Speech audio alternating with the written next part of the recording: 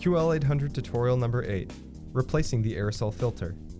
By default, the maintenance utility can be accessed via the Start menu under All Programs in the Quick Label QL-800 folder. On your computer, launch the maintenance utility. Select the Parts Replacement tab. Check Aerosol Filter and press Start. Press Next to initiate.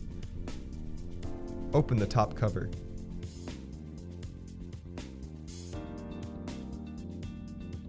Simply remove the filter from the printer.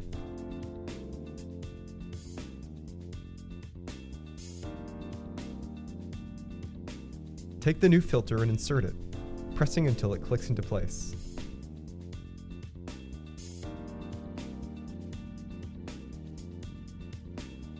You've successfully replaced the aerosol filter.